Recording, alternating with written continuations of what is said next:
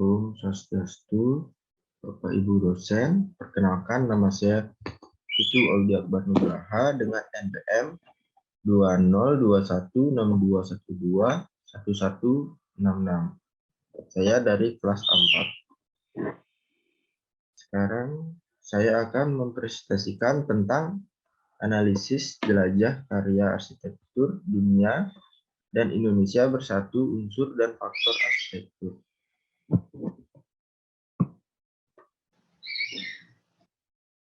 Delusion.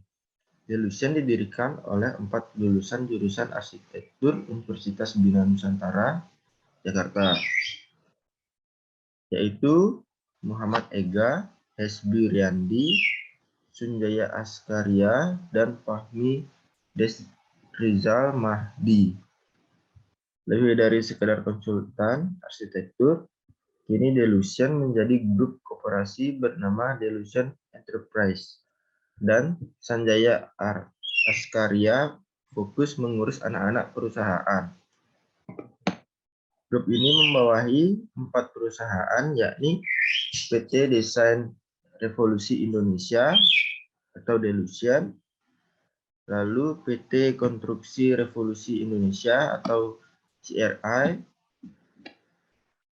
sejak tahun 2014, lalu PT Mebel Revolusi Indonesia atau Onel Indonesia, dan PT Properti Revolusi Indonesia atau Fortiland yang masing berdiri tahun 2016 dan 2018.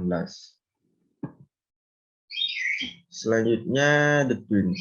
Konsep The Twins menunjukkan hubungan antara kakak adik melalui bentuk yang serupa tetapi ukuran yang berbeda. 2 kamar tidur dengan toilet di masing-masingnya, dapur dan ruang makan untuk 4 anggota keluarga. Sedangkan rumah lainnya memiliki 1 kamar tidur dengan toilet dan ruang tamu. Ruang publik dibuat untuk menyiasati lahan sempit di gedung ini. Setiap keluarga yang tinggal di The Twin House ini memiliki zona privasi tersendiri namun tetap bisa saling berkomunikasi. Area publik terhubung melalui akses setiap rumah. Aspek dalam bangunan The Twins. Yang pertama adalah aspek statis. Menurut aspek ini, saya akan membahas mengenai bentuk material, tekstur, serta kondisi detail bangunan. Tahap pertama merupakan pembuatan masa bangunan yang akan dihuni oleh sang kakak. Pada masa bangunan ini terdapat ruang keluarga, 1 kamar tidur, dan 1 kamar mandi luar. Tahap kedua adalah pembuatan masa bangunan yang dihuni oleh sang adik dan keluarganya. Pada tahap ketiga adalah proses pembuatan lantai 2 yang memiliki fungsi sebagai kamar anak dengan kamar mandi di dalamnya, serta sebuah ruang keluarga yang bisa digunakan sebagai ruang bermain anak. Lalu, aspek selanjutnya yang kedua adalah aspek dinamis. Area pertama yang kita masuki ketika pertama kali datang ke rumah ini adalah area dry garden.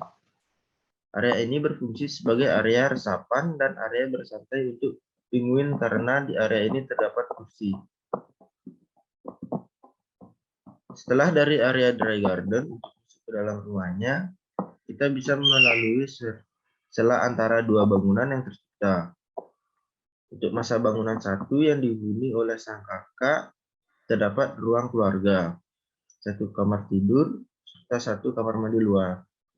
Sedangkan untuk masa bangunan 2, yang penghuninya merupakan sang adik, terdapat 1 kamar tidur beserta kamar mandi dalam, serta dapur beserta ruang makan. Lalu kesimpulannya. Kesimpulan yang dapat diambil dari The Twin House ini adalah kita dapat membuat rumah di lahan yang terbatas tanpa harus mengesampingkan mengenai tersedianya ruang privasi bagi penghuni rumah, dan dapat membuktikan bahwa rumah yang berdiri di lahan terbatas juga mampu memiliki ruangan-ruangan yang dibutuhkan oleh penghuni.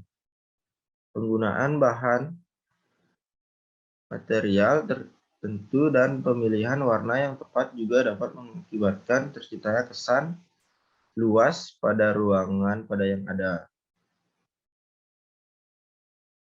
Meskipun rumah ini terdiri dari dua masa bangunan yang terpisah, namun karena peletakan dua ruang komunal yang berseberangan dapat menjadikan dua masa bangunan ini seperti menyatu.